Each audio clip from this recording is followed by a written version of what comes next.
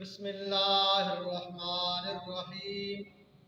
محترم ناظرین کرام، آج کی اس ویڈیو میں ہم آپ کو غسل کرنے کا شرعی طریقہ بتائیں گے۔ جس عورت پر غسل فرض ہو جائے وہ کوشش کرے کہ جتنا جلدی ہو سکے غسل کر لے۔ آقا کریم خاتم النبیین رحمت للعالمین صلی اللہ علیہ وآلہ وسلم سے اکثر ایسا ہے کہ جو ہی جنابت لائق ہوئی پھر کچھ وقت گزرا کہ جسم ٹھنڈا ہو گیا، اب غسل کر لیا تو غسل کرنے میں ایسا معاملہ کریں گے، پانی ایسا ہو نہ زیادہ گرم ہو نہ زیادہ ٹھنڈا ہو۔ اسی طریقے سے غسل کرنے کے لیے با پردہ جگہ ہونا ضروری ہے۔ با پردہ جگہ ہو جہاں پہ انسان غسل کرے، اس لیے کہ ستر کا چھپانا فرض ہے، ضروری ہے۔ پھر غسل خانے میں جا کر پہلے جو شلوار ہے وہ اتاریں گے۔ اتارنے میں پہلے بائیں طرف پھر دائیں طرف، پہننے میں پہلے دائیں طرف پہنیں گے پھر بائیں طرف، پھر اس کے بعد قمیص اتاریں گے، پہلا بائیں طرف پھر دائیں طرف۔ سیدنا عثمان غنی رضی اللہ تعالیٰ عنہ جب غسل کیا کرتے تھے، ایسے جو کپڑا نیچے باندھا ہوتا ہے جس کو انڈر ویئر کہتے ہیں وہ انہوں نے پہنا ہوتا تھا، اسی حالت میں پہنے نیچے سے غسل کیا کرتے تھے۔ آقا کریم خاتم النبی رحمت للعالمین صلی اللہ علیہ وآلہ وسلم ان کے بارے میں فرماتے ہیں، الا استحیی من رجل تستحیی منہ الملائکہ، میں اس شخص سے حیا کیوں نہ کروں جس سے آسمانوں کے فرشتے حیا کرتے ہیں۔ تو اس زمانے میں بھی اگر کوئی اس طریقے سے انڈر ویئر پہن کر غسل کرتا ہے تو یہ جائز ہے، یہ زیادہ بہتر ہوگا۔ اب سب سے پہلے ہاتھ دھوئے، ہاتھ کو 3 مرتبہ کلائیوں تک دھوئے، چونکہ یہ جو ہاتھ ہے یہ پاک کرنے کا آلہ ہے۔ جب یہ آلہ ہی نجس ہوگا، پلید ہوگا تو پھر جو باقی جسم ہے اس کو کیسے پاک کرے گا؟ اسی وجہ سے حکم ہے، کوئی بندہ ساری رات اس نے گزاری سویا رہا، اب جو ہی اٹھا ہے تو فوراً اپنا ہاتھ پانی کے اندر نہ ڈالے، اس لیے کہ اس کو پتہ نہیں ہے اس کا ہاتھ کہاں پھرتا رہا، گھومتا رہا، کہاں رات کو جسم پر لگتا رہا۔ اس لیے حکم ہے کہ صبح جب آپ وضو کے لیے اٹھے ہیں یا غسل کے لیے اٹھے ہیں، سب سے پہلے آپ اپنے ہاتھوں کو 3 مرتبہ دھوئیں۔ ہاتھوں کو دھو لیا، اس کے بعد استنجا کریں گے، پیشاب پخانے والی جو جگہ ہے اس کو دھوئیں گے، وہاں نجاست لگی ہے تب بھی دھوئیں گے، نجاست نہیں لگی ہوئی تب بھی دھوئیں گے۔ پھر اس کے بعد جسم پر کہیں بھی منی لگی ہے، گندگی لگی ہے، اس کو دھوئیں گے۔ اس کے دھونے کے بعد پھر پورا وضو کریں گے، مکمل وضو کریں گے، جس طریقے سے ہم نے ایک ویڈیو میں مکمل وضو کا طریقہ بتایا ہے۔ اس میں بعض غسل خانے ایسے ہوتے ہیں کہ جہاں پہ پانی پاؤں والی جگہ پہ جمع ہو رہا ہوتا ہے، اگر پانی جمع ہو رہا ہو پاؤں والی جگہ پہ پھر پاؤں نہ دھوئے، پاؤں بعد میں دھوئے۔ اگر پانی پاؤں والی جگہ پہ جمع نہیں ہو رہا پھر پاؤں پہلے سے ہی دھو لے۔ آج کل ماشاءاللہ سے اکثر غسل خانے ایسے ہیں کہ جن میں فلش سسٹم ہے، پانی بہہ کر آگے چلا جاتا ہے، ٹھہرتا نہیں ہے، اس لیے پورا وضو کرے۔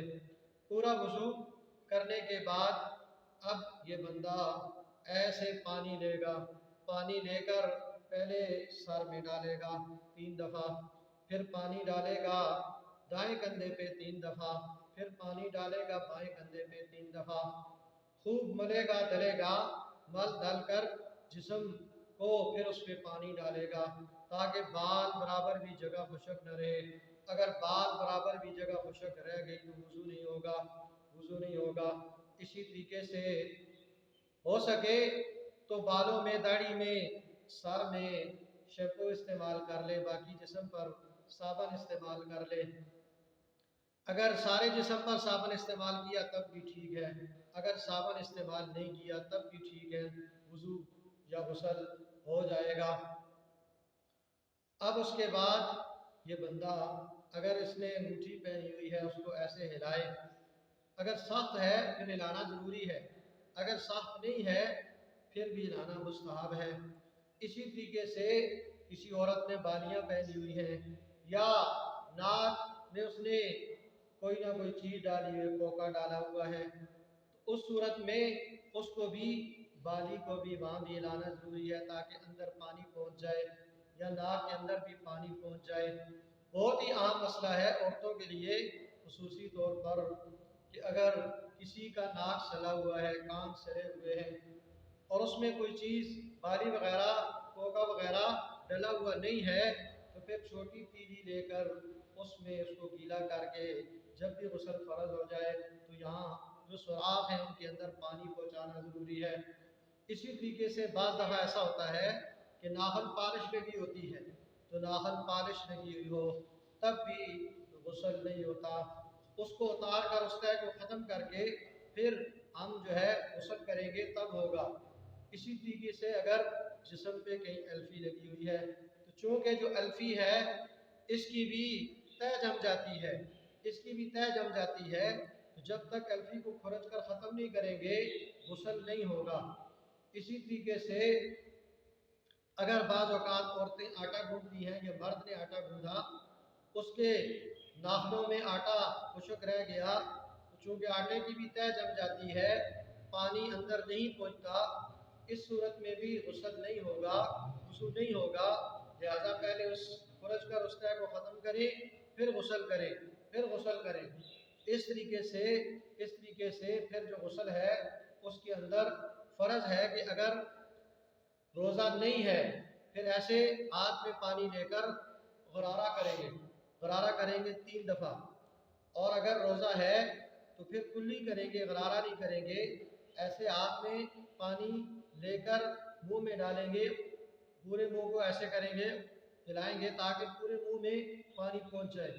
अल्लाह रब्बुल इज़्ज़त ने इरशाद फरमाया, व इन कुंतुम जुनुबन फत्तहरू, अगर तुम जुनबी हो खूब पाकी हासिल करो, खूब पाकी हासिल करो। इस तरीके से जो मुंह है उस मुंह के अंदर पानी पहुंचाना ज़रूरी है 3 दफ़ा, और फिर जो नाक है उसमें भी पानी डालेंगे। अगर रोज़ा नहीं है फिर ऐसे नाक यानी पानी लेंगे, दाएं हाथ में नाक तक ले जाएंगे, ऐसे खींचने में ज़्यादा मुबालगा करेंगे, ज़्यादा ज़ोर लगाएंगे, और अगर रोज़ा है तो फिर थोड़ा खींचेंगे। इस तरीके से 3 दफ़ा कुल्ली की, 3 दफ़ा नाक में पानी डाला, या 3 दफ़ा गरारा किया जब रोज़ा नहीं था, और 3 दफ़ा नाक में पानी डाला। अब जब पूरा गुस्ल हो गया, ये जो बगलों के नीचे वाला हिस्सा है यहाँ भी मले खूब, नाक में भी खूब मले, और इसी तरीके से कानों पर और आँखों का ऊपर वाला हिस्सा, सिर्फ ये जो आँखों के अंदर वाला हिस्सा है इसमें पानी पहुँचाना ज़रूरी नहीं। बाकी जो औरत है तो अगर उसमें गुस्ल फ़र्ज था तो पेशाब वाली जो जगह है उसके अंदर भी जो पानी पहुँचाना है वो ज़रूरी है, उस जगह को भी धोना ज़रूरी है। इस तरीके से ये सारे मसाइल हैं। अब जब गुस्ल हो गया तौलिया इस्तेमाल करे, सुन्नत की नीयत कर ले, क्योंकि आप सल्लल्लाहु अलैहि वसल्लम से तौलिया इस्तेमाल करना ये साबित है और ना इस्तेमाल करना भी साबित है। तो सर्दियों में इस्तेमाल कर ले और गर्मियों में इस्तेमाल न करे, और सुन्नत की नीयत कर ले। अल्लाह रब्बुल इज़्ज़त मुझे आपको, पूरी उम्मत को पूरे कुरान हदीस पर अमल करने की, दूसरों तक पहुँचाने की तौफीक अता फरमाए।